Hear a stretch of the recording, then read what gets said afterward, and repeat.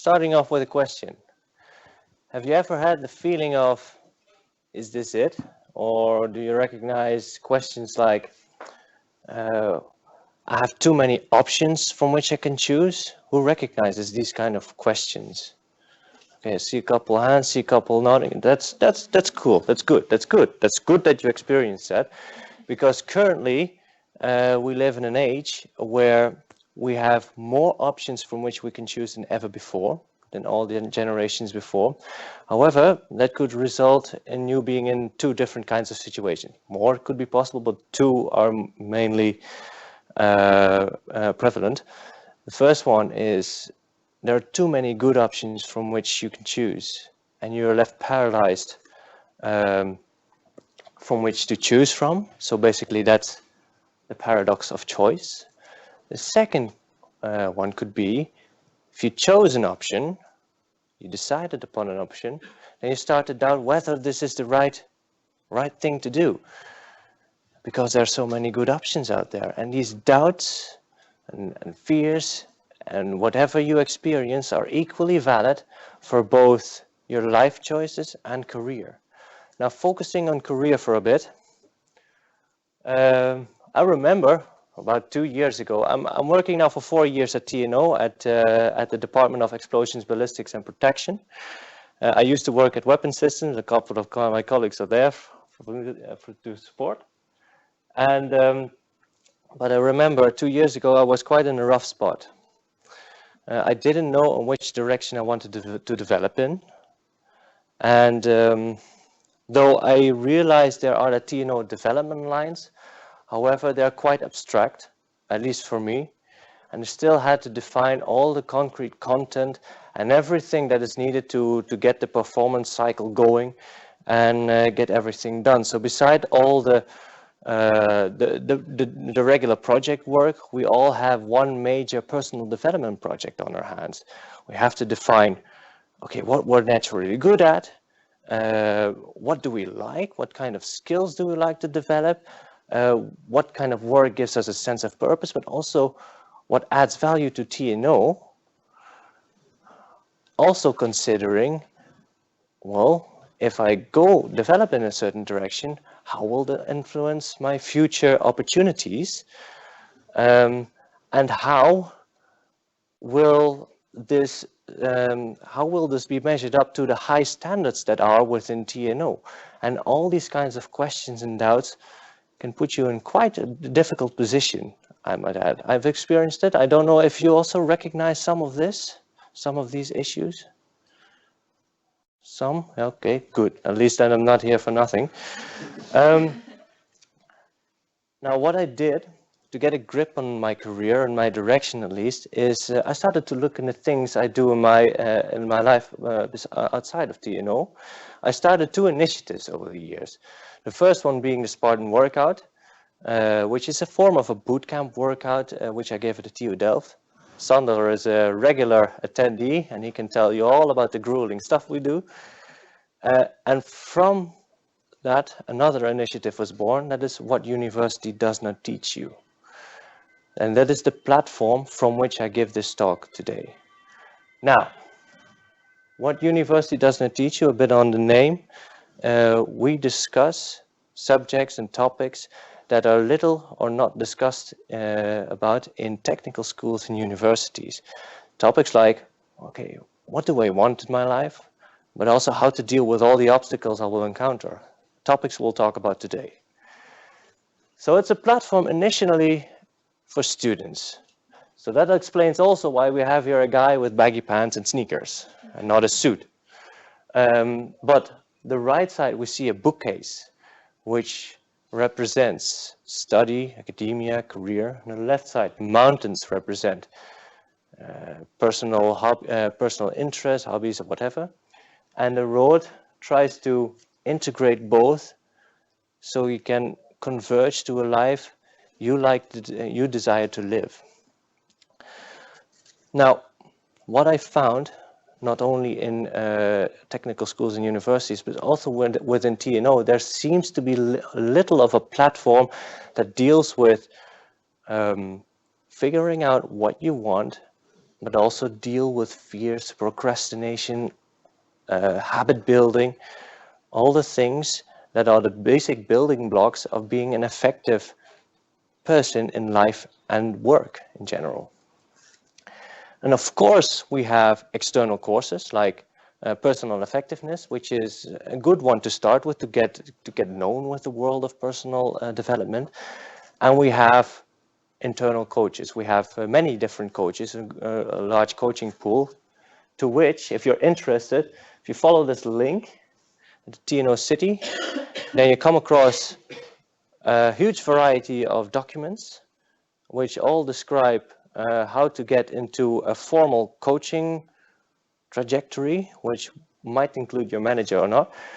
But if you don't feel like getting a coach, if you feel like you're doing quite well with your career, you're satisfied to some degree, but still you have a sense of, well, I can do better. I can do much better. But where to start? And there seems to be no platform for this group of people. So that's why I'm standing here right now, together with the Unwind Your Mind committee, to start building a platform for this group of people who wants to make sense of what's happening within TNO as, for example, a micro-organization, but also in life and the world in general, and to try to find some place, satisfaction and happiness in it. Okay, now, I said before that I started this initiative, or the genesis of this initiative is within Spartan Workout or in sports in general. Now, I've been working out for many years now, and I've trained with absolute beginners and world champions and everything in between. And I still remember I trained with a Bulgarian guy a couple of years ago, and he was quite a funny guy. He's the top 3 of martial arts. He was in the top 3 of the world in kickboxing and full contact karate. When you see this guy, he has a jovial smile. He's extremely gentle. He's an extremely gentle person. But once you get into the ring with him, he changes into a beast. He has this piercing look in his eyes. Well, that makes you piss your pants, basically. But this attitude that he gained and the habits that he formed through the years of working out, that is also something that went into other facets of his life. And I also noticed that in my life that the attitude I gained helped me also in my career. And this doesn't mean that sports is the only answer.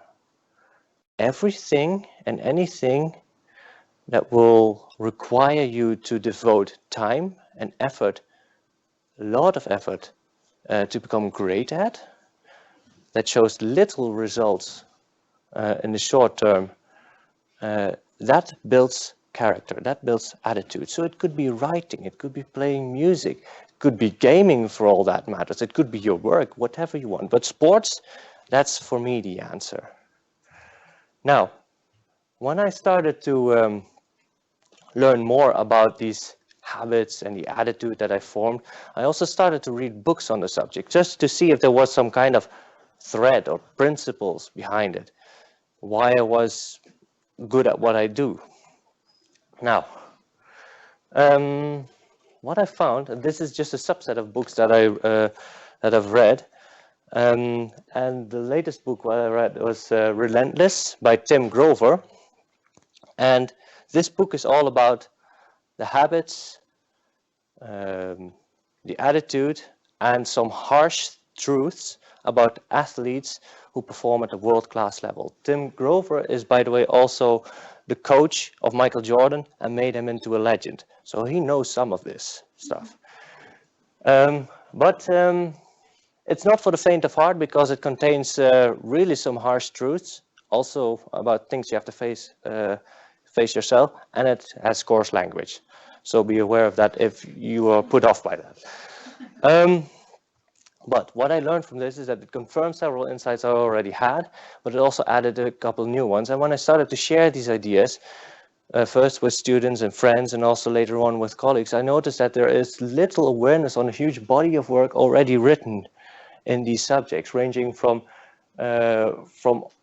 all the effective habits you need in work, for example, with seven habits of highly effective people that probably some of you already know, but also maybe the less known books like the Happiness Hypothesis, which is all about figuring out how this thing here works and how you can work it in your advantage. So what I did is started to compile the knowledge and present it in an applicable form, which we're going to do today. So let's dive it right in. We're going to talk about 3 subjects, and it will be quite interactive, very much interactive. So I realize also after a long day of working, you're not here to listen for 1.5 hours, you also want to do some stuff. So probably you need to write some stuff down. If you don't have any pen and paper, don't worry, do it on your phone or at least make a mental exercise of it. It's the point that you're activated.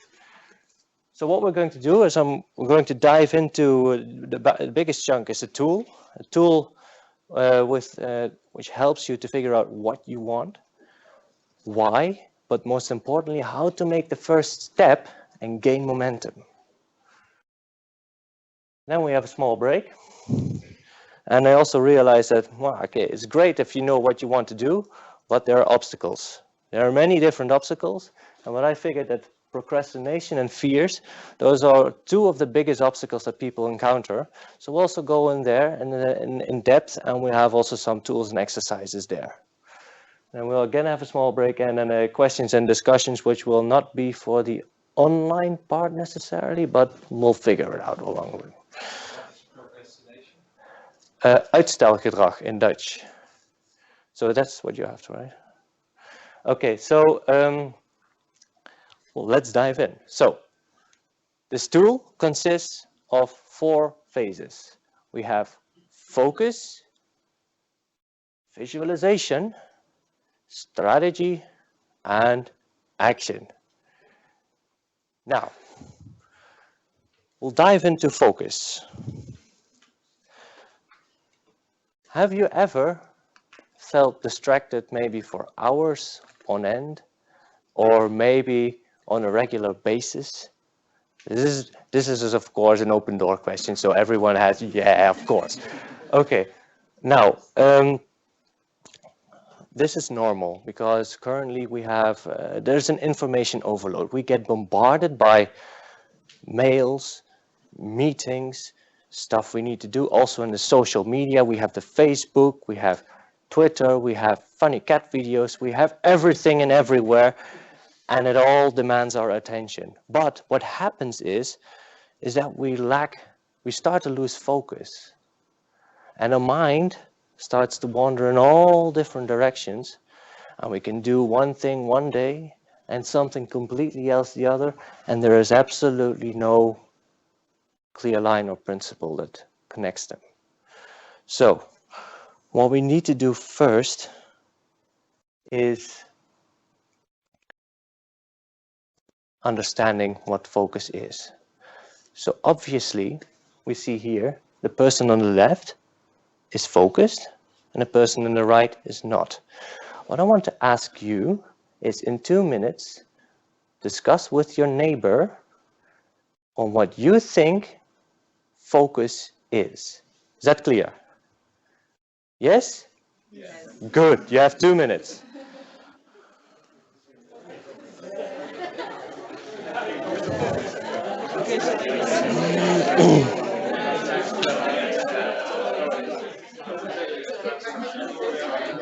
Yeah, you can join me.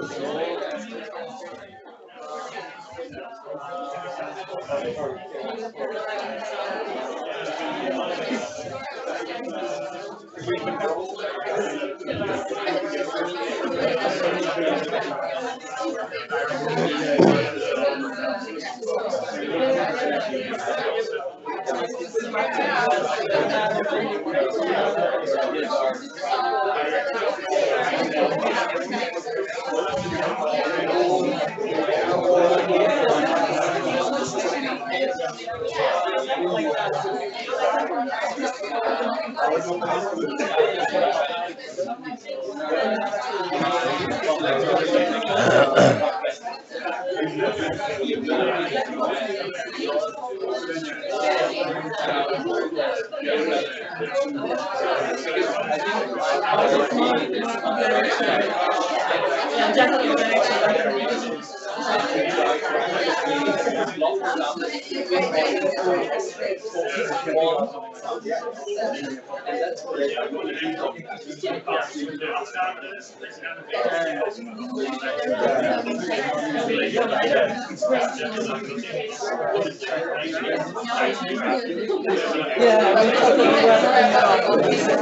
bent wat zacht te verstaan aan de achterkant. Dat kan aan mij liggen.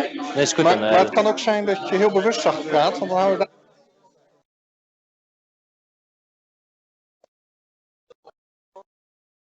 All right, start to calm down or quiet down, please. All right, now, I'm interested in what you have to share. Is there anyone who thinks, who dares to open their mouth and lay down a definition for focus? Yes, please. I said that it's you choose yourself what you give your energy to. Yes, you choose yourself what you give the energy to. Is there anyone else who thinks, who has something? Yes, please. That you see something and you want to do only this. You don't care about the rest of it. Also mentally and physically. You see something and you only want to do that and you don't care about anything else. Well, yeah, indeed. Those are all parts of what I also came up with, because what I figured is that focus is the ability to spend an extended time and effort to a certain goal, skill, or habit for an extended period of time. That's how I understand focus is. But it's important to understand what it is, and indeed, from what I gather, you got all a similar kind of view. So that's good. So now that we know what focus is, oh, wrong slide. Focus is essentially a filter through which we choose bits and pieces of information that we assimilate. And we filter through our senses. Using focus effectively puts our mind on a diet. But this is all and well, we're going to test this part because we're in a scientific organization, of course. So here we see the Spanish Steps in Rome on a particularly sunny day. And what I'm going to ask you in a minute is try to memorize a certain object of a certain characteristic for 10 seconds. Then I'll ask you to close your eyes. While you have your eyes closed, I'll ask you to yell anything you still remember. Is that clear? Okay, awesome. I want you to remember everything that has the color red. Go.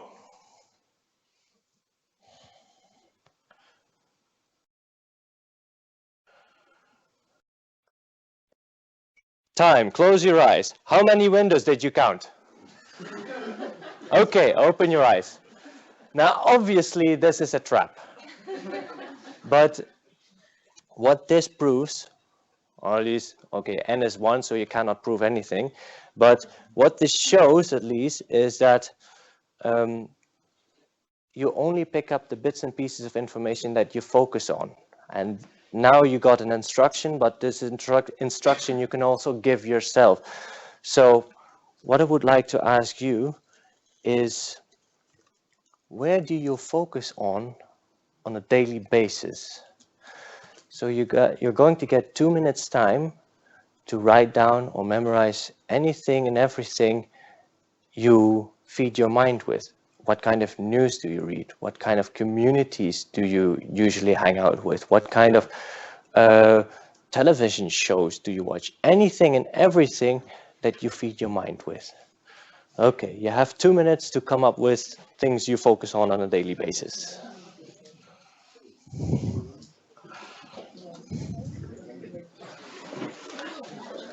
Oh, ja, dankjewel. Dankjewel.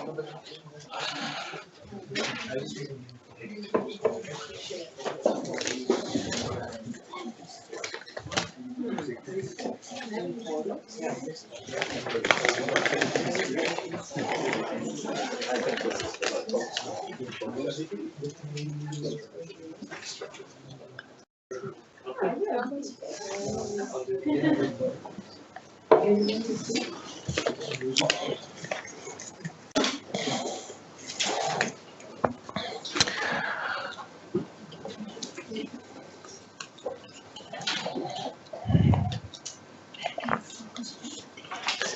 halfway.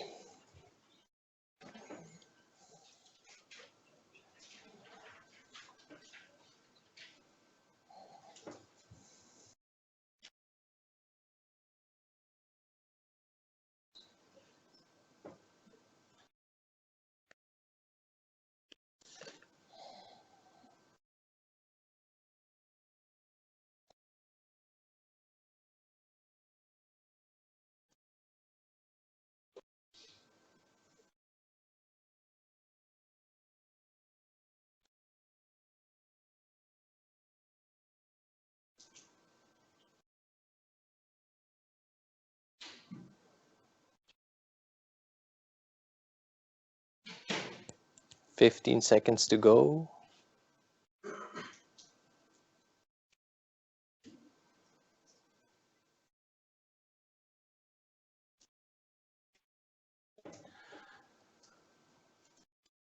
All right, time. Now, this list, what you've got, this is for you and you alone. You may share it, you may not, it's up to you. But whether the things on this list is right for you or not depends on how effective will this be in the things you want to achieve. Of course, there may ludicrous stuff may be on there. Bullshit is allowed, of course. But you alone determine if this information is going to help you or not. And you can determine which information you can change and create some new information or get new information that helps you along. So this is just important to know where your starting point is. Now at some point, when you know how to focus, we go to visualization, the second part. Now visualization is creating a mental image or a mental movie of the thing you want to achieve. Now this is different from wishing, because wishing is not specific, visualizing is. And the more specific you make that image, the more clearer the things become where you can work on. Now, and this has been researched by Malcolm Gladwell, and he wrote a nice book called Outliers, in which he interviewed many successful people. And he found that visualization is one of the tools that successful people mainly use to train their minds to figure out, okay, this is where I need to work on. This is how far I am in certain aspects of my life. And that is the direction I want to go towards. Now, visualization, you can answer, to get to that part where you have a specific image, is asking questions like, okay, what will I wear when I feel that I have achieved what I want to achieve? What kind of environment am I in? What kind of people do I associate with? What do I feel in that kind of situation? What do I smell? How does my house look like? How does my means of transportation look like? Anything and everything you can imagine that makes that image as specific as possible. So, level of specificity is important. So with the next step, we're going to figure out, what do you desire currently? Doesn't mean that there's this thing you will desire forever. It will change throughout time. But what do you desire currently, and make it as specific as you can. Describe it as it were a picture. So you have 4 minutes to write down, draw if you have to, everything and anything you currently want to achieve.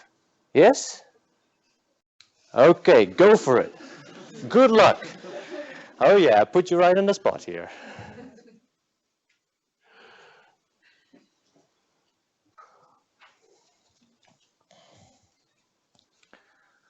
Feel free to discuss with your neighbor if you're stuck, because I can imagine that this is an exercise you rarely do.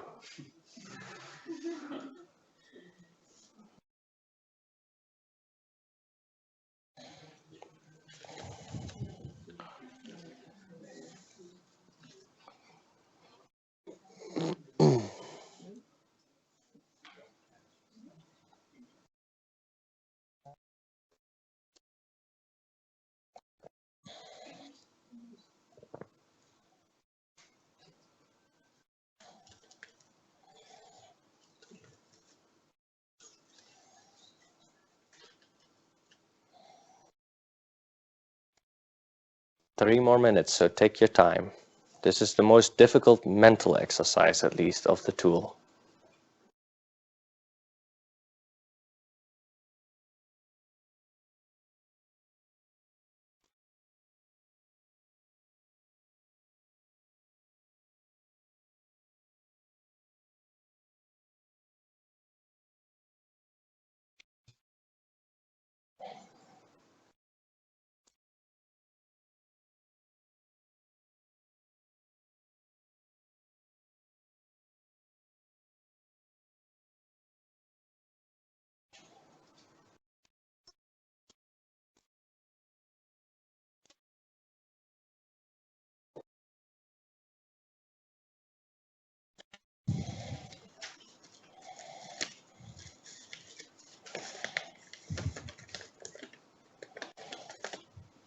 Halfway.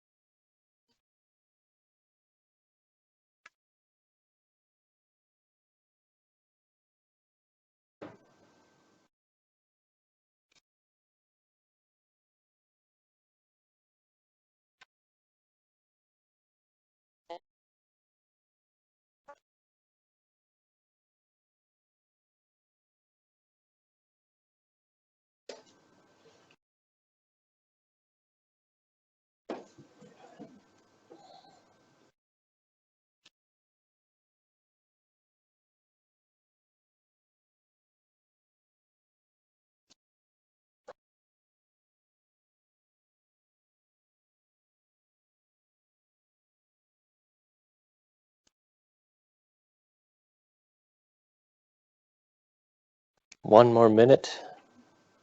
If you're done, take a power nap.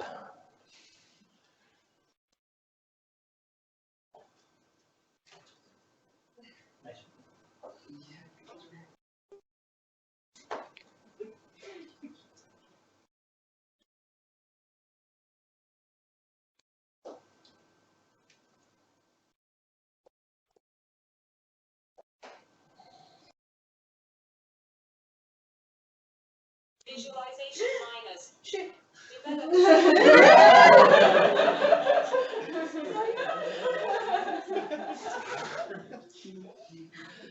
No worries.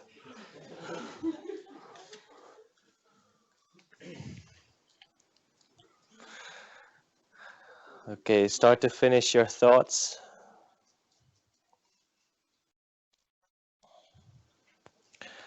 Okay, time. Now, I do understand when you're given 4 minutes time to first figure out, okay, what do I even desire at this moment? What do I want to achieve? And then also make it very specific. That's hard. That's tough. I realize that. But the crux of this tool is that it's not meant to be applied only once. To really embody this, consistency is important. So if you find this important, this tool, what we're going to do now, is something you can practice on a regular basis. It doesn't mean that you're going to do every step in order, but you can pick one step one time and the other step one time. But it's the most important thing is that this is some point getting lodged in your mind, so you do it automatically. So if you want to do something, you want to achieve something, whether it be personal or career, that you automatically start to visualize it. You automatically go into the specific details. So it's something to do on a consistent basis. That yields results, not the one time. People who work out know this truth. Now, once you know what you want and you know how to focus on it for a longer period of time, then you can form a strategy on how you can achieve that thing, what you want. Now, and a strategy is, in my view, nothing more than a set of mean goals that eventually will yield some kind of vision or end result or whatever you're after. Now, this end goal or vision or whatever, that's only there to provide direction, while the means goals are there to measure some way, some form of progress towards it. For example, in Spartan workout, which will also be one of the things we do later on this year, my personal goal and also the group goal that I have is creating a powerful physique like the Spartans with which I can conquer any challenge. That's the vision. That's the end goal. It's very abstract. You cannot do anything with that. A means goal in that, for me personally, is being able to do pull-ups with an added weight of 50 kilograms. That's for me a means goal. It's for me personally. So that's the difference in levels. Means goal already forms a kind of an action, while ends goal gives direction. Now, there are two pitfalls people can encounter in this part. The first one being that you can mix up the means with the ends. So you can get caught up very much in achieving the means goal while completely losing sight of the ends, the end vision. And if you don't achieve that little step in between, you might get frustrated, maybe even depressed. Or why didn't I make that? For example, with the pull-up example, if I cannot do that, that doesn't mean that I failed the end. That doesn't mean that I failed the vision. That only means, oh, maybe I have to cut it up in little pieces, or maybe I should not go in this direction, but I should go in this direction. Maybe I should work on a different strength, for example. In work, that could be, for example, if you want to become great at reporting and you want to deliver your first masterpiece, maybe that's a bit too high as a means goal. Maybe you have to start with, oh, I want to write a great introduction first, then a great chapter 2 and conclusion and whatever. So not being able to achieve a means goal is not a disaster. That's part of the plan. Failing is all part of the game. Well, what you must not lose sight of is the end goal. That is something that should motivate you and formulate a different strategy. Now, another thing that people have a pitfall or come into a pitfall or come across a pitfall. It doesn't make any sense. Okay, screw it. But the second pitfall, that's the sentence I was looking for, is overthinking. Now, I see this mainly in academia. Don't get me wrong, people who studied in academia have very well developed analytical skills, problem-solving skills, critical thinking, risk analysis. All those skills are important. However, they can also be your downfall because you can overcomplicate the strategy by assessing all the risks involved, creating a too detailed plan, getting too much contingencies involved, which makes the plan so dauntingly big that you don't even start. And that's where also people fail, because not being able to start is failing by default. So what I want to challenge you is find a balance between having a good strategy, or at least a prepared strategy, but also have some room for improvisation as such that the plan becomes manageable, that you at least make the first step. Now, how you find this balance is up to you, but just to give you a way to practice with it, I'm going to give you 90 seconds, 1.5 minutes, to come up with a strategy and how you think you will achieve that thing, what you desire, or what you've just written down. Just 1 or 2 sentences, like, just see how you're going to achieve it. Is that clear? 90 seconds, there you go. It works best if you start with a verb.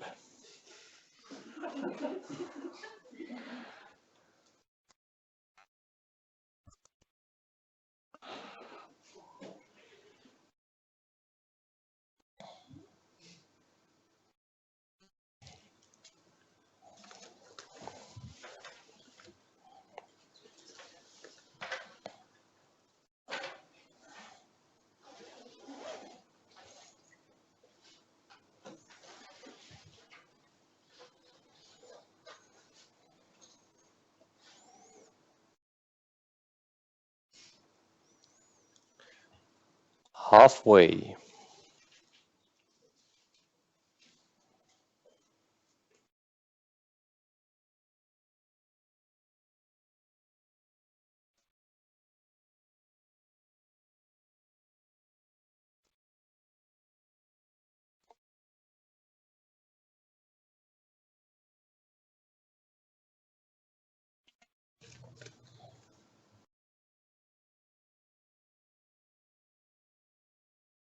Start finishing your thoughts.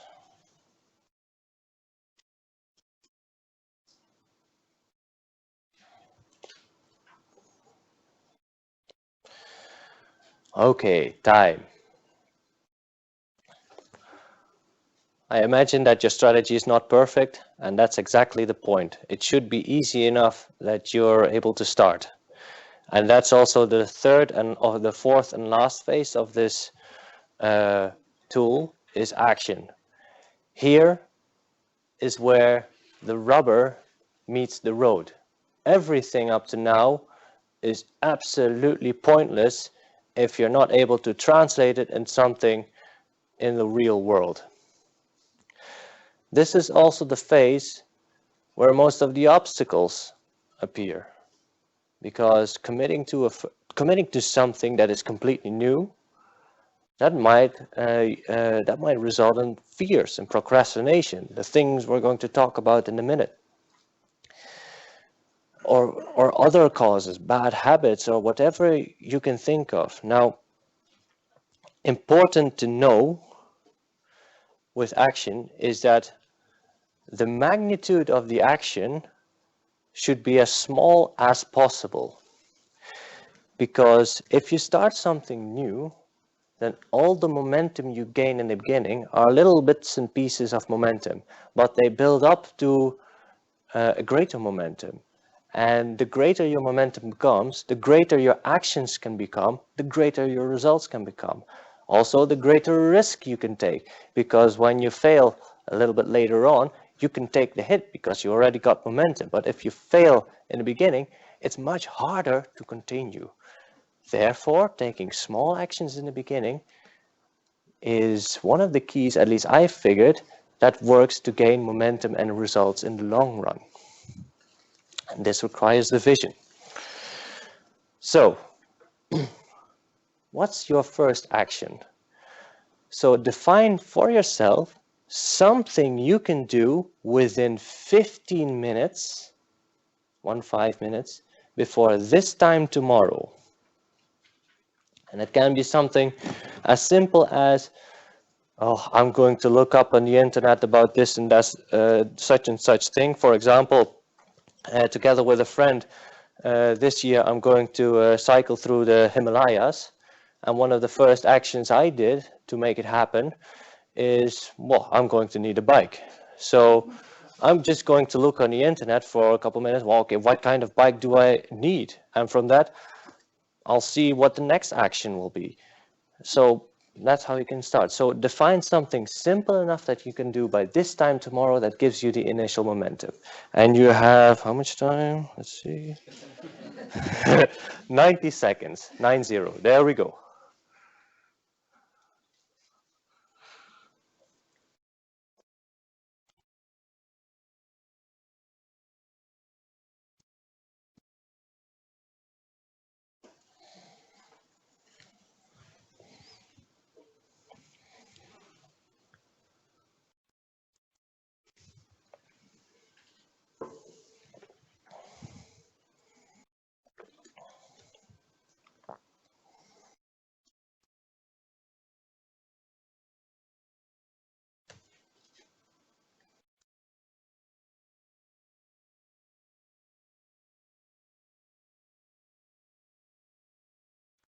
Halfway.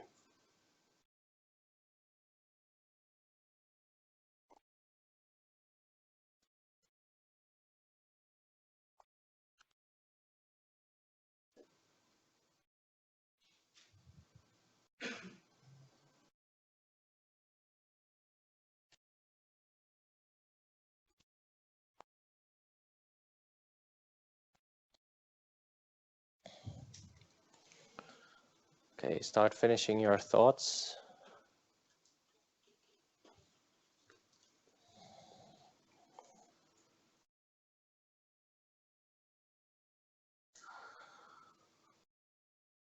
All right then. Now you have everything and anything you need to become the best person you can be. Obviously that is not the case. Now you at least know where you can start, but there are still some hurdles to take. One thing you have to, there are two things you have to take into account. First one, you need to be motivated to act. And the second thing, and those are the obstacles, you need to also figure out, okay, what are my obstacles and how to deal with that. We'll come to that later, but first, how to get motivated. Because you can imagine now, or maybe after this talk, you might be in the best zone that you'll ever be to do something. But tomorrow, or after a night's sleep, that feeling is gone. But you still need to do it. So how to get motivated? Well, there are two ways, and it depends a bit on the person you are.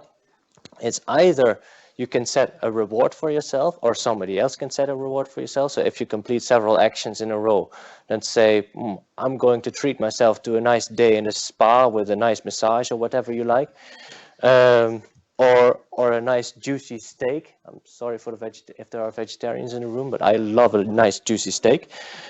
Something like that. On the other hand, you can also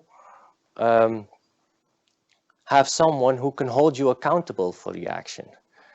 So pair up maybe with a friend or a colleague or maybe even your worst enemy, and then make sure that he or she holds you accountable for that thing you said you're going to do, and measure each other on that. So it depends a bit on the kind of person you are, what works best for you. So you have 2 minutes, maybe with a neighbor, to figure out what works for you, and also maybe even hold each other accountable for that action. So 2 minutes to interchange some information and whatever you need, and figure out if this is even for you. So go ahead, figure something out.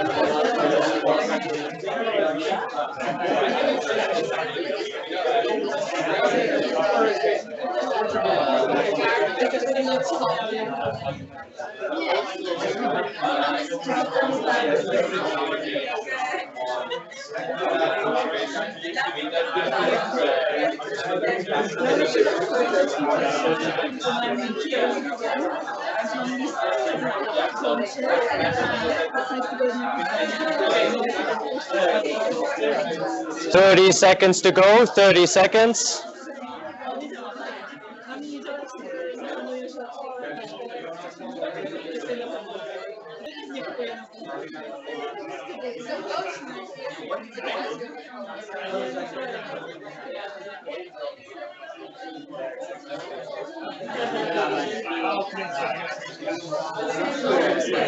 On time. Okay. Slowly quiet down. Slowly quiet down.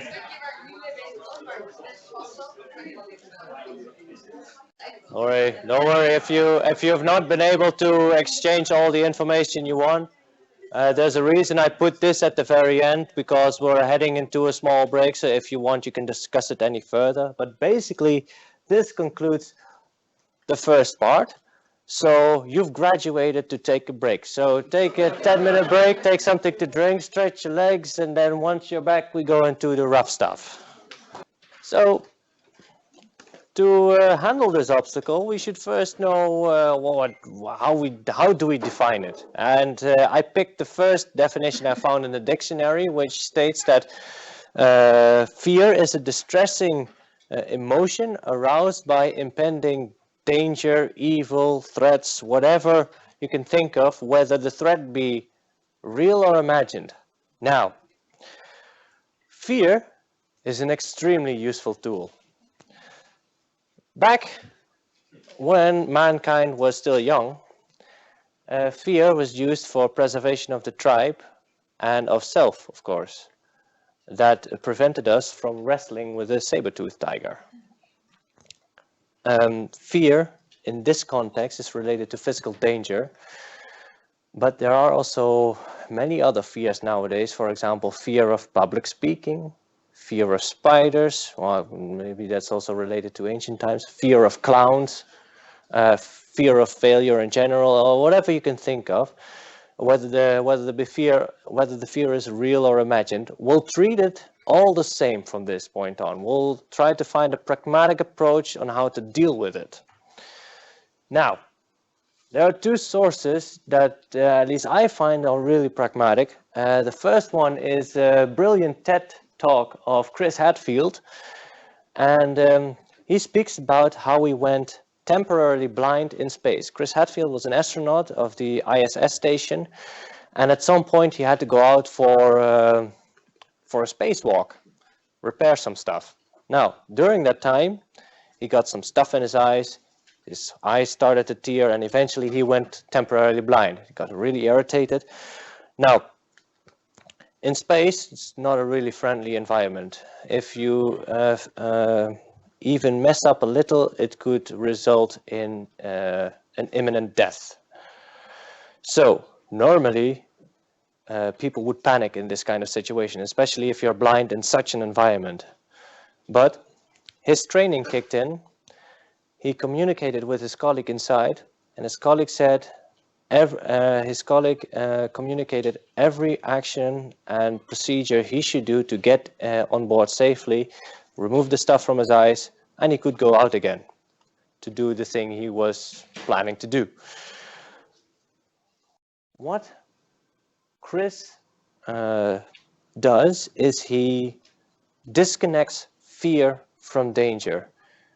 He defines fear as what you're going to perceive is going to happen. So the perceived danger. Danger is the actual physical or emotional damage that will occur if you're not careful. So that's the distinction he makes. And it's important to note that getting rid of fear or reducing fear is not what we're after. It's nice if that happens, but what we're after is changing our behavior while we experience fear. And we can change our behavior by becoming knowledgeable of what we are afraid of. So what Chris said is there are two steps to this. Is first, determine what is the source of my fear when I experience it. And the second one is practice all possible outcomes. Practicing in the broadest sense of the word. If the situation allows it, you can practice it in real time. For example, swimming or whatever you fear. If you have a fear of drowning, start with swimming, learning to swim. But if it is more complicated, maybe for example public speaking or so, you could start by practicing in the mirror or practicing all the details in your head. So practicing is in the broadest sense, whether simulated in your head or practicing in real life. So to get a bit of a sense of it, who here has a bit of a fear of public speaking, for example? Who is anxious about? Yeah, okay, more people, good. I'm also, by the way, a bit anxious on public speaking. So I'm here standing in face of fear. But what would be, for the people who raise their hands, what would be the source for you for the public speaking? What would be the source of that fear? Can anyone share? Maybe, yeah? Maybe not knowing what you have to say anymore. Not knowing what you have to say anymore. So does it also connect with feeling embarrassed if you're there with your what is it? Your mouthful of teeth? No, that's not the proper translation, but yeah, indeed. Standing there flabbergasted. Yes. Anything else? Yes, To please. be judged by people. To be judged by people. Yeah. Okay. Yeah. Connected to it. Sorry. Fear of failure is connected to it Yes, indeed, as well. for me. Yeah. No, that's indeed. The sources. I mean, the result or what fear does to you, that might be the same or similar for most people, but the sources can vary differently depending on your experiences in past or whatever you learned throughout your past. But let's see, and what would be possible outcomes? So what could happen if your fear came true?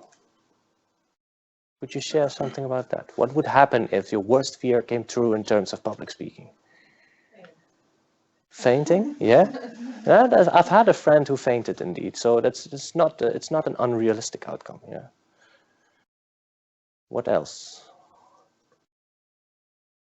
For me, for example, is becoming completely red in my face, and that's a nice visual thing. So yeah, so whenever I'm stuck or stumbling, you will immediately see it. I'll get red in the face.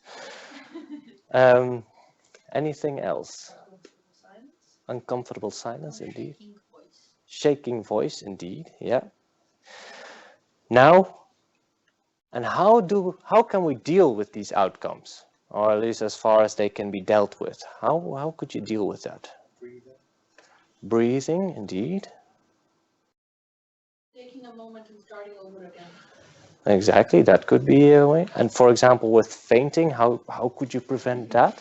Sit down. Sit down, indeed. Maybe instead of standing up with presenting. Yeah, indeed. Smell something. Sorry? Or smell something intense that you might have in your thoughts. Yeah. Yeah, indeed. Yeah, tiger balm works really well. That really gets you awake. But this way of looking towards fear and dealing with fear is how we can this is also how we can change the behavior, because there's another source which goes much deeper into what Chris bless you goes much deeper into what Chris mentions, and that's the book Feel the Fear and Do It Anyway by the late Susan Jeffers, who is a psychologist. And she states that the biggest fear of all is the fear of I cannot handle it. For example, I have so much work to do, I feel like I'm drowning in this work. Or there's too much distance to cross in the lake, I feel like I'm actually drowning. Those are all connected to the fears of I cannot handle this. She also states that fear is not based in something psychological that happens, but it's educational. So by getting knowledgeable about what causes this fear and how you could reduce it, that allows you to change the behavior while you experience fear.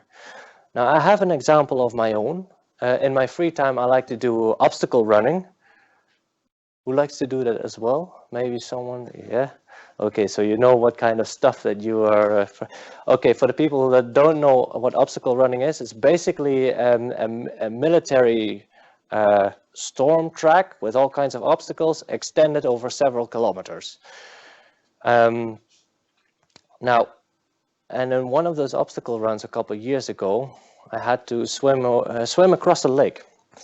And I had some, because it was a long run, it was about a half marathon distance. I had a belt with, a military belt with power gels and stuff so I could replenish energy along the way. And I started swimming. And at some point, I felt my calves cramping up. And when I looked to the side, I saw that I'm only progressing millimeters at a time. And it was such a far distance. I could not feel anything of the bottom. So if I stopped swimming, I would go down.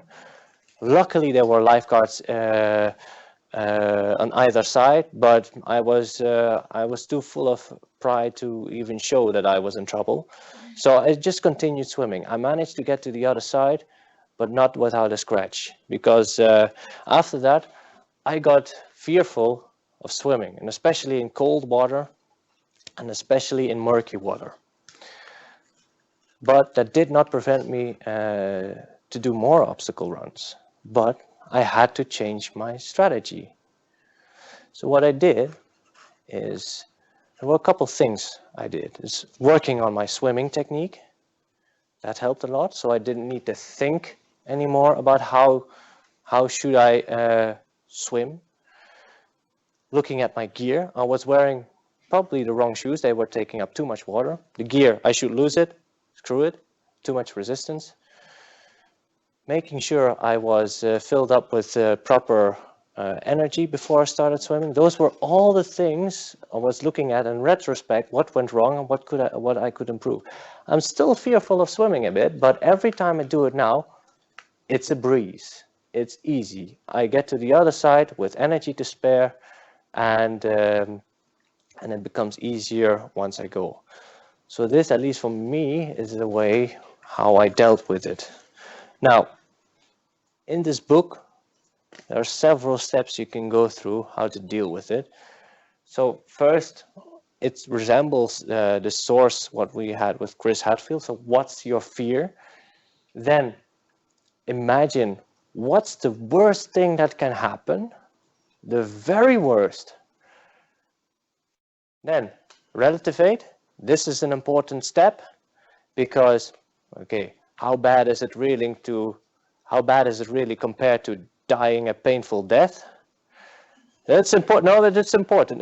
This step is really important. We'll see on later on, because it's a heavy subject, and if you get too much into it, you might get depressed or in the wrong mental state, and this helps you to take it a bit more lightly. But this step also opens up the next one. Is okay. So how would you prevent it? How would you prevent it from happening? Or if it happens, how would you save yourself? So this is what we're going to do. Let's see where we got. Yeah. Okay.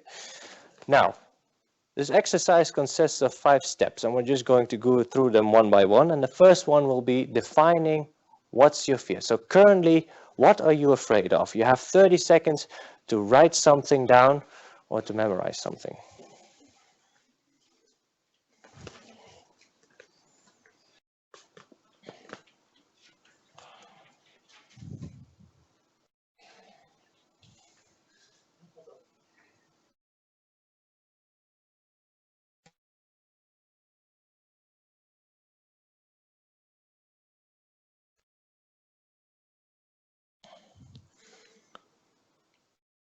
Okay, and time.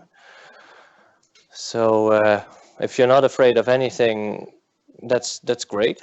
That makes this subject not matter for you. But I guess that most people have at least something they feared at some point, or maybe fear something right now. So once you have that, when do you experience it? So in what situations do you feel that particular fear you just come up with? So you have 30 seconds to answer that.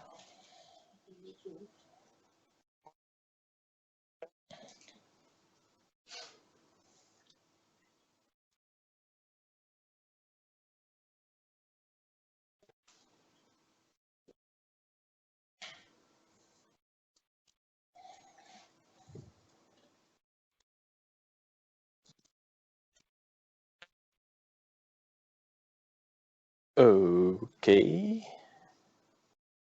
So now you probably got some idea of what you're afraid of and when you experience it. Now a bit more an elaborate step. What goes through your mind when you feel it? What are the kind of what's the balancing sheet you make in your head which determines whether you should act or not act in the face of fear? So what are the pros and cons if you act in the face of fear? So you have 2 minutes to come up with what goes through your mind.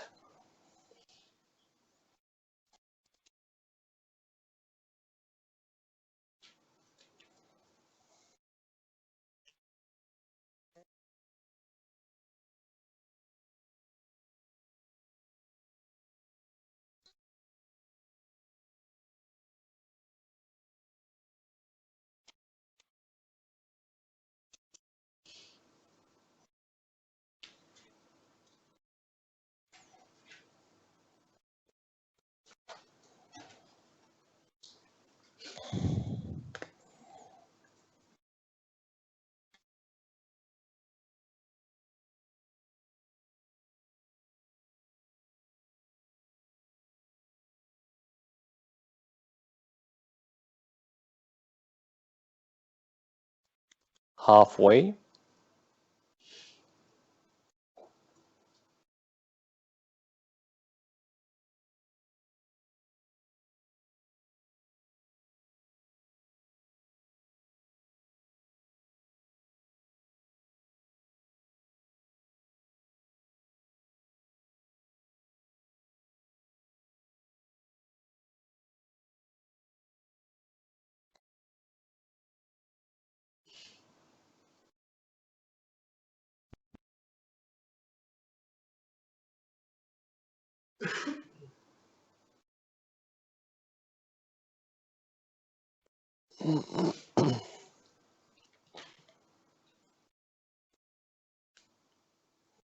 Start finishing your thoughts.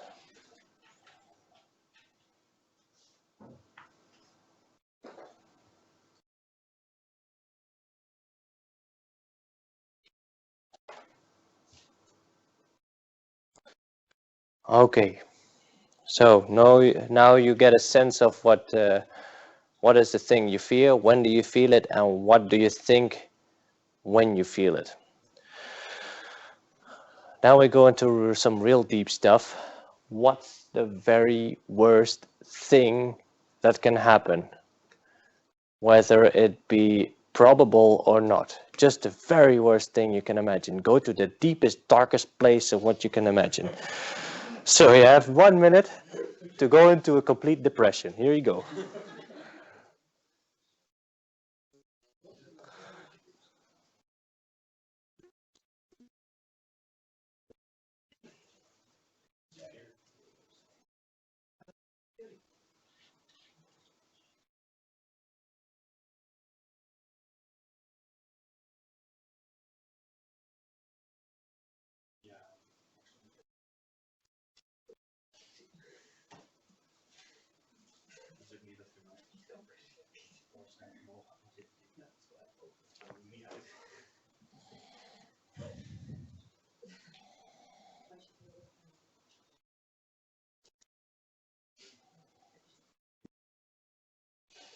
Almost there.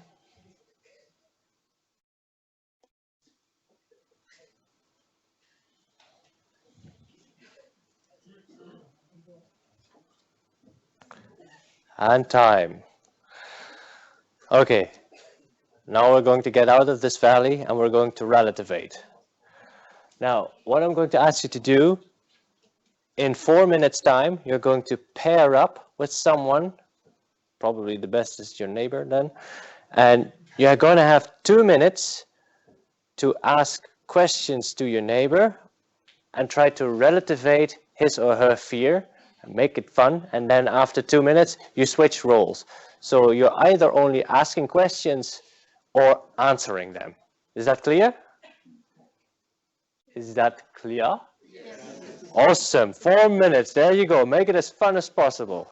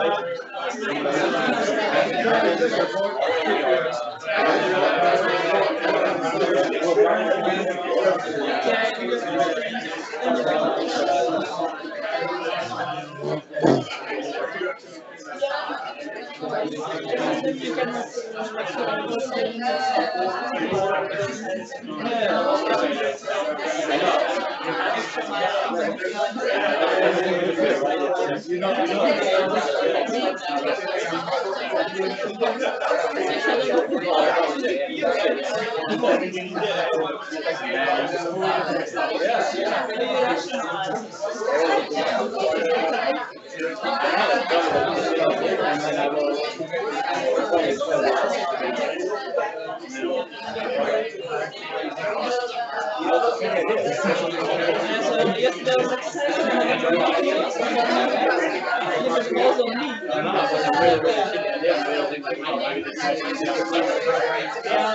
Switch roles. Switch roles.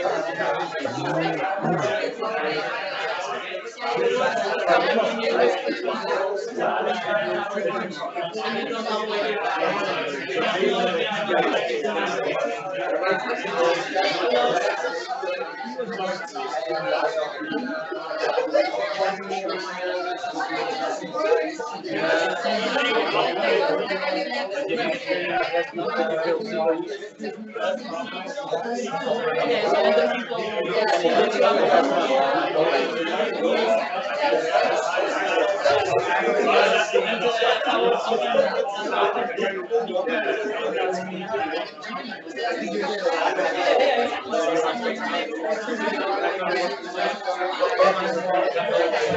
Start finishing up. Start finishing up.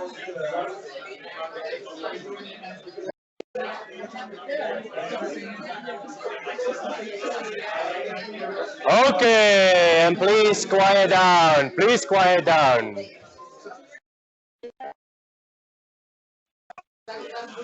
Please quiet down. So you've discussed quite a bit. I'm keen on what you've all discussed. Is there anyone who wants to share their fear and what they think they could do about it, or what's the worst thing is, or whatever you want? I'm curious. Who wants to say something? Say something. Not all together, please. Woohoo! This is a real personal subject. Okay, we'll go over it. Okay, nah, no worries. What we're going to do now, before we go into procrastination, is have a 5-minute break just to shut your mind off, and before we start with the next thing. So 5 minutes, and take whatever break is necessary. All right. So now we get into the last subject,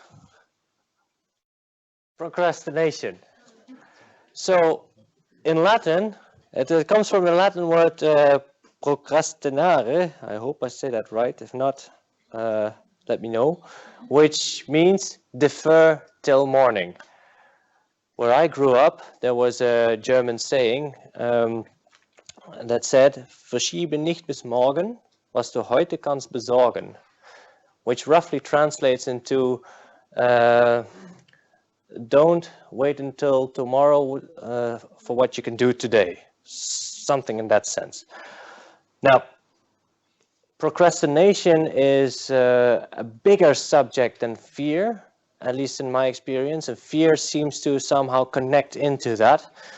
And procrastination is also a bit more difficult than fear, because it all depends, it all eventually boils down on what gets you to do something.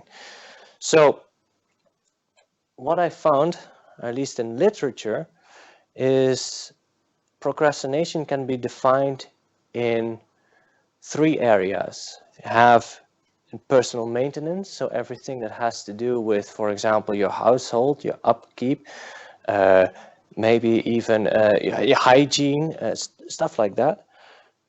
Self-development, so anything that has to do, for example, with working out, but also and the things you want to grow, you want to develop new skills you want to attain, and honoring commitments, both in work and private life. So how well are you, for example, of being on time or even coming to a certain meeting or appointment with friends, colleagues, or whatever, but also making deadlines. That's also a part of that. So those are the three areas.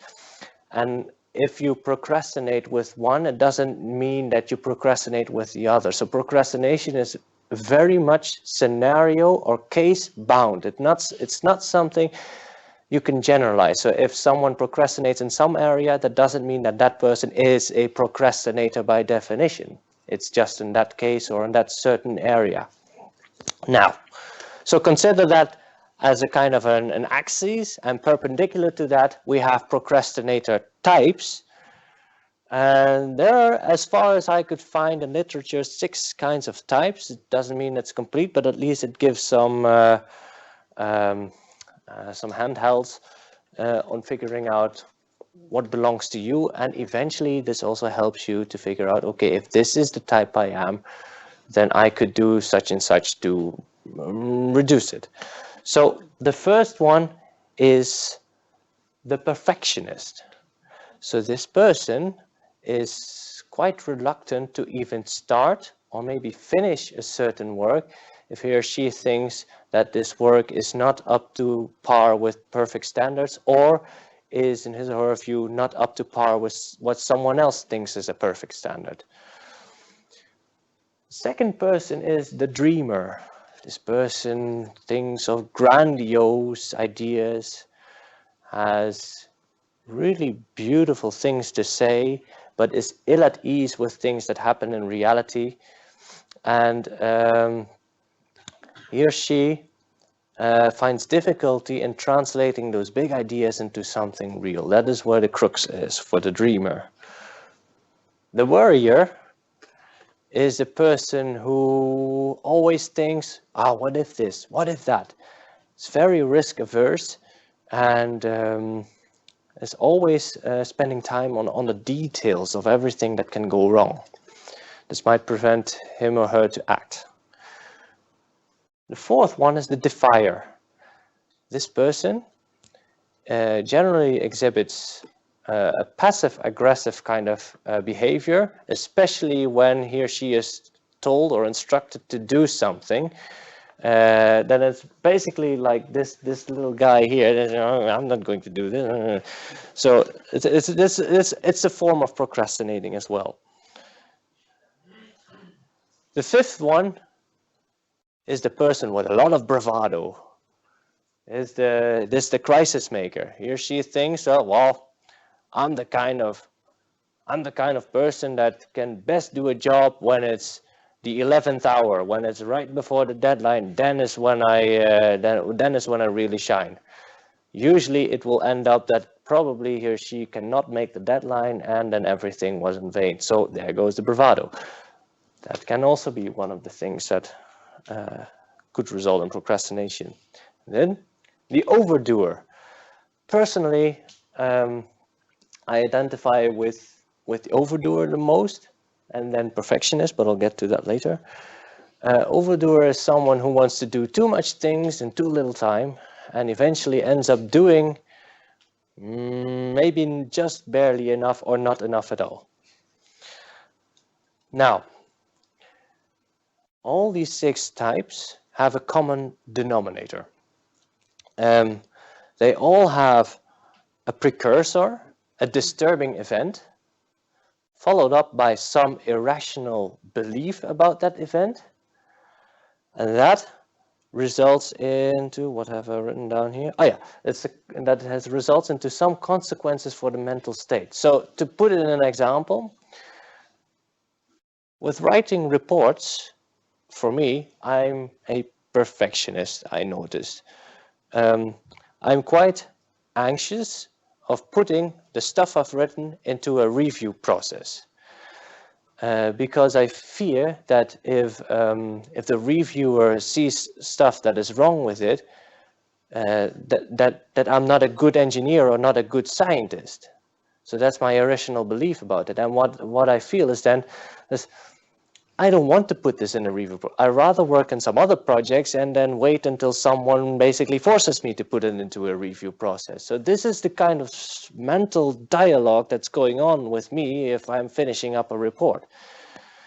But that might be something very different for you, depending on the scenario. And what I want to ask you is, in 2 minutes time, try to remember the last thing you procrastinated with and which type and area suits best to that scenario. You have 2 minutes to figure that out. There you go.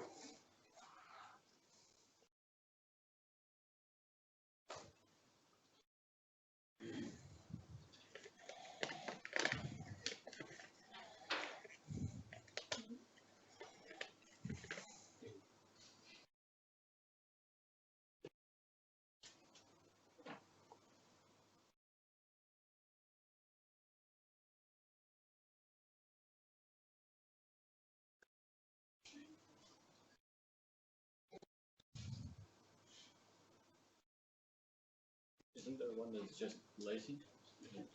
You're just lazy. Yes, but then the question is, why are you lazy? You don't feel like doing it. I don't know where it would be. No, but then indeed, Yeah, then, but if you don't feel like doing it at all, like you just don't want to do it. It's not like you. It's not because you're dreaming of something or because you're perfect. You just Maybe it's closer No, to the baby. It's like, no, I don't want to do it. no, it could be, but as again, this list is of course not perfect. It's something that's out there, but even so, even if you don't feel like doing it, it doesn't really necessarily mean that you're procrastinating or procrastinating at that moment. But I'll get to that later. But good that you mentioned that. Maybe you should be standing here, right?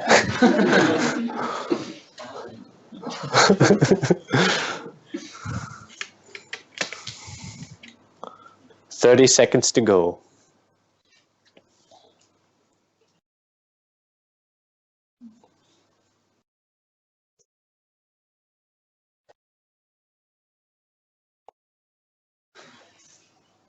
You start finishing your thoughts.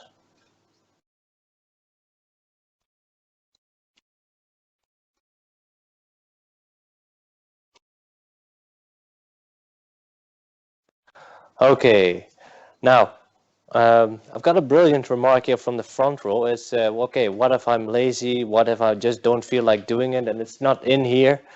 Well, that can happen, of course. I mean, this list is not perfect, but also realize that if you procrastinate, it doesn't necessarily need to be a bad thing. It depends on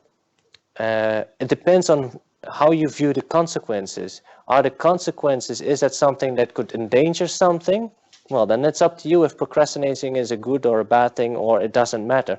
So if you don't feel like doing anything, well, okay, that doesn't mean that you're procrastinating per se, but yeah, it can happen. It's not a complete list, but indeed, it can happen. Also, well, I'm curious, what is some of the things you generally procrastinate with? Is someone who wants to share something that procrastinated with lately? Calling people, who said that? Sorry? Oh yeah, calling people. Yeah, and what kind of, or what type is best suited for that in your case? The worrying type. So what would you worry about when calling people?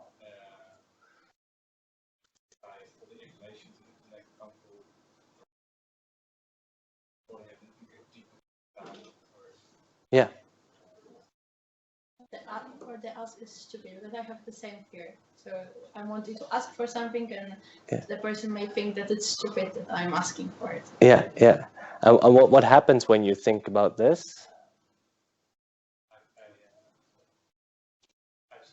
Yeah, precisely. Procrastinate, indeed. Yeah, yeah. No, that's indeed. No, but that's indeed. Those are also the three things I already mentioned. You have the disturbing event. You have to call someone, or maybe you're getting called. That could also be some of the things that could precurse that. Then you have indeed all the irrational belief that goes through your mind. So indeed, saying maybe the stupid things or the wrong things. And then eventually the result or the mental state is you might get anxious and indeed postpone a call. And at some point you know you're going to have to go through it. But now,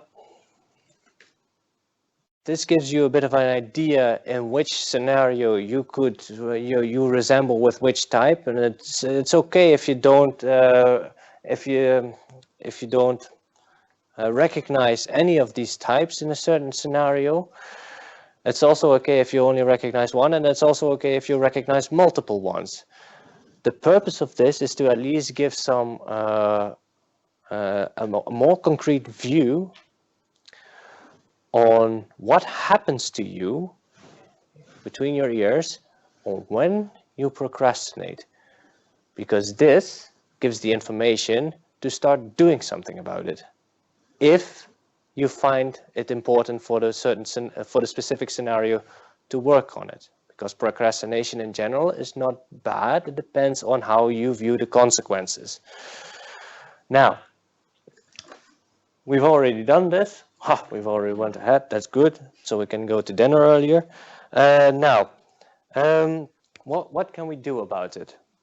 Reducing procrastination can be done in 4 consecutive steps, of which 2 we've already done. The first one is generating or pinpointing exactly when you procrastinate. So the moment in time and what you experience. The second and the third thing we've already done. It's setting goals and doing something about it. So what we'll get into that a bit later, but we've already done those steps with the tool. And the last one is persistence. So how to create consistency in the long term. But we'll first go into awareness, pinpointing when you procrastinate. So questions or no, how you can pinpoint when you procrastinate, you can simulate this by forcing yourself to think, or maybe someone else forces you to think, what if you would have to do that thing you procrastinate with immediately, right now? What do you experience? And do the decisions, do the reasons you make in your mind and the decisions you make upon that, do they make sense? And what do you feel when you're forced to do it? And yeah, how will that result in some kind of action or inaction? So what I want you to do is let's see how much time we're going to take. Yeah. Okay, first part, you're going to get 2 minutes time to imagine yourself if you would have to do that thing you procrastinate with immediately. What are the things you think of? What goes through your mind? 2 minutes, here you go. What do you experience?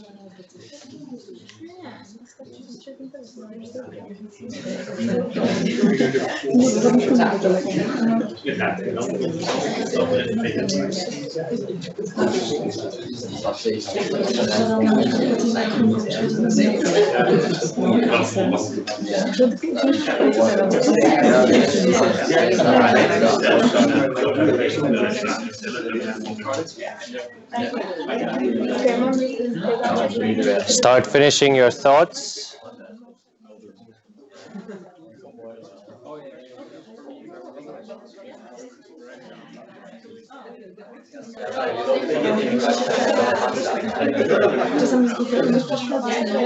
Okay. Well, it's good to hear you already started the second part of the exercise, which is conversing with your neighbor on this. But what you're going to do now is figure out if the reasons you come up with to procrastinate, if they make sense. So in 4 minutes time, similar to what we've done before, you're going to have 2 minutes to ask questions to your neighbor. Okay, does it make sense that why you procrastinate? And keep asking questions, and then after 2 minutes you switch roles. So one time it's answering, the other time it's questioning. Yes? Okay, go ahead.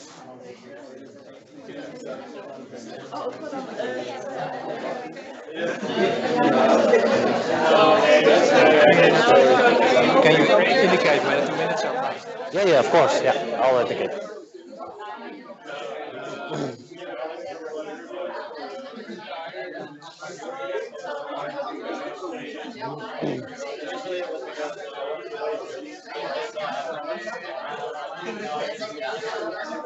Ik zal een beetje gas geven, we zijn er bijna doorheen. Ja, we zaten te denken of we de vragen niet zou moeten skippen. Vind je het erg als we de vraag via e-mail stellen? Oh, dat kan ook via e-mail. Gewoon als dat mensen beter uitkomt, dan doen we het gewoon zo. Dat kan ook.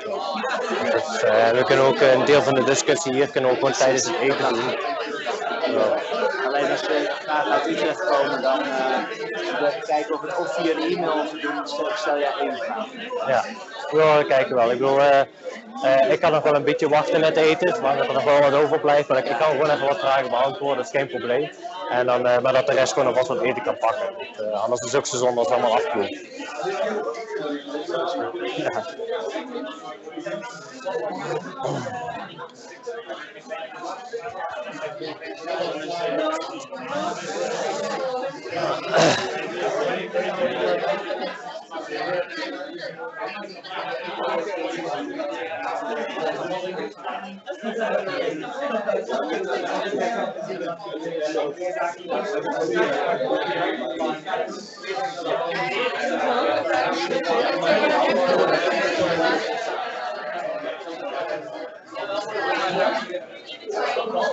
Switch roles, switch roles.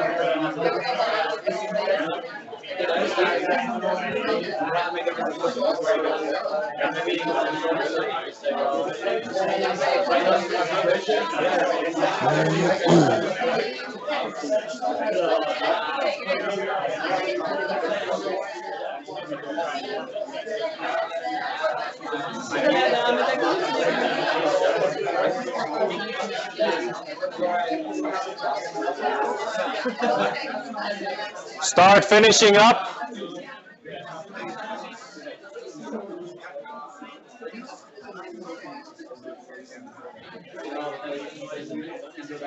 Okay, and start quieting down, please. Start quieting down. Okay. Okay. Now you know of each other what the reasons are. Um, and it's important to know these reasons because these reasons give you the excuses to procrastinate. And if you know that these are the reasons, then you can do something about it eventually. Now, doing something about it is in the second and third step. So this is about setting the goals and the commitment. So we're not going into this now because we've already dealt with this in the tools. So just plug in that part and that gives you some ideas or handhelds on what to do about particular reasons that you struggle with. So that's that. We go over to the fourth step. Last one. It's persistence. These are, by the way, also the sources I found most, what is it? I found that they make most sense of procrastination. So don't worry, the presentation will eventually also be sent or made available. So all the sources and the books that you see here, you will get, or at least the information. Now, I'm going to be completely frank with you. Procrastination will probably, no, not probably. Procrastination, to get over it, will take quite a lot of effort and also quite a lot of time. Maybe a lifelong effort.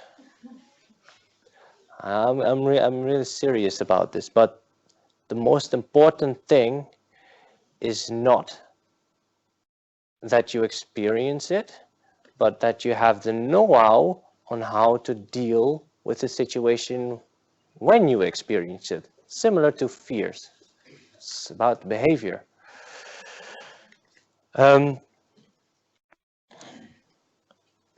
Let's see what I want to say again. So, yeah.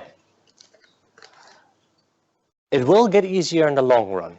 That's one of the nice things about this, because if you consistently try to analyze at least the situation when you procrastinate, you gain a better and deeper understanding, and eventually it also becomes easier to act because you're not fooling yourself anymore with some of the easier reasons and then some of the difficult reasons and so on.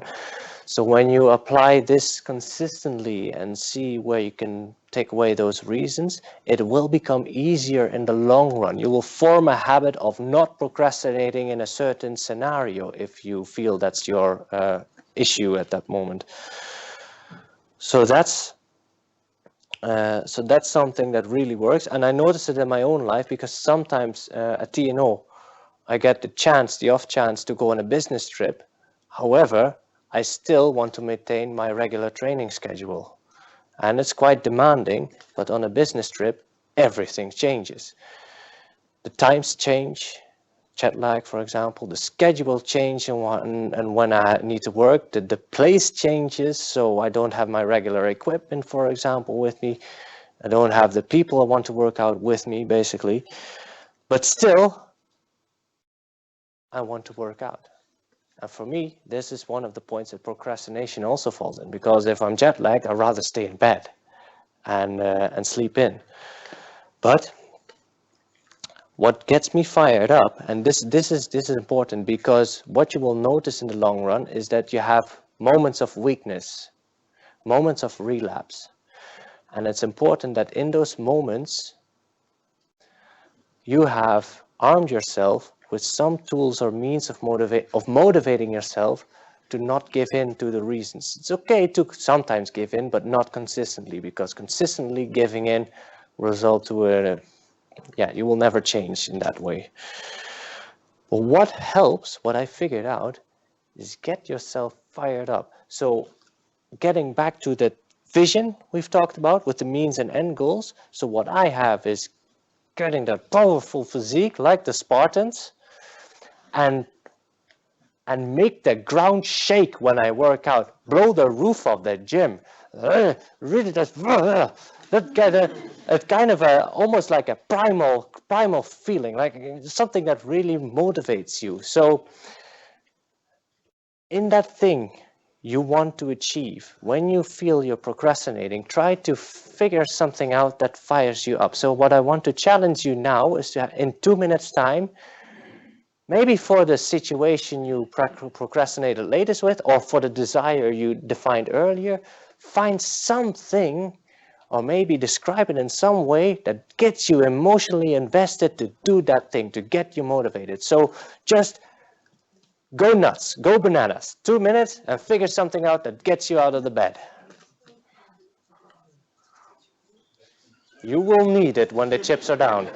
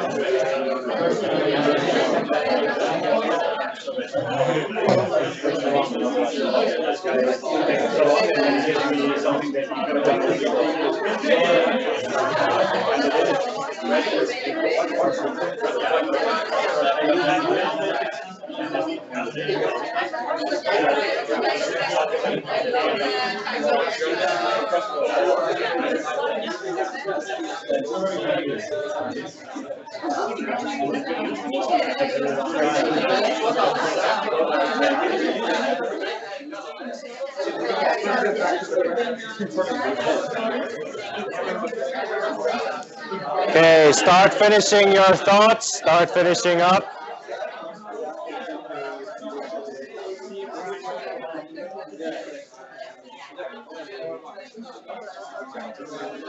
Okay, please quiet down.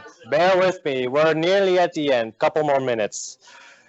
Now, I also realize that procrastination is nice and fun if you know that when you procrastinate and what causes it, and that you know, okay, also in the long run, what can keep you motivated to go on, to keep going on. But I also realize in reality it doesn't work like that. Not always.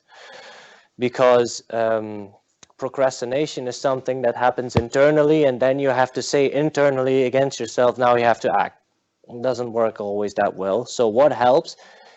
Two kinds of things: self-imposed deadlines and accountability. We've already discussed this a bit, but with self-imposed deadlines, if you're typically self-disciplined, self-imposed deadlines work really well. If you think it's a matter of honor, you're going to make that deadline if you set it yourself.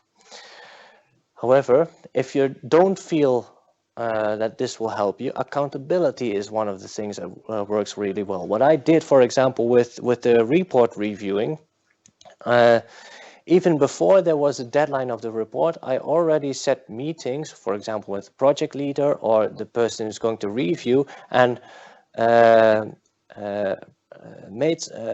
a preliminary review, for example, already discussed what I've written down, and by letting other people know that at this point, this moment, I want to discuss this or do this with you, then you're going to be held accountable by that person, and you're going to make sure that you have at least something to show. So this helps you also to get rid of procrastination. But to be fair, it always has to start with you. And that's the most difficult thing with procrastination, because reducing it will always be an uncomfortable process. unless someone figures something out on the spot. But basically, it's always an uncomfortable process, and it's part of the game. So accept this. Right before I finish up, just to summarize a couple of things. So we've talked about a tool that helps you to figure out what you want, why, how to make this first step. This tool is meant to do regularly. That way it gets lodged in your mind. And we've talked about two main obstacles: fears, and how to deal with that, and procrastination just now, and how to go about it. What I want to do is leave you with a final message. At least that's something that is ingrained within me due to sports, and that is mastering the things you find important requires consistent, that's a key word, attention. And you'll all understand this, of course. But perseverance for longer periods of time, even when shit hits the fan, that is when you need the strength of attitude the most, which you'll gain through the consistent action. So that's the message I want to leave with. With that, I want to thank the Unwind Your Mind Committee for giving me the chance to do this. And I would like to thank you all for the intention, also for the people online and at the other location. And let's go out for dinner. Okay, thank you all.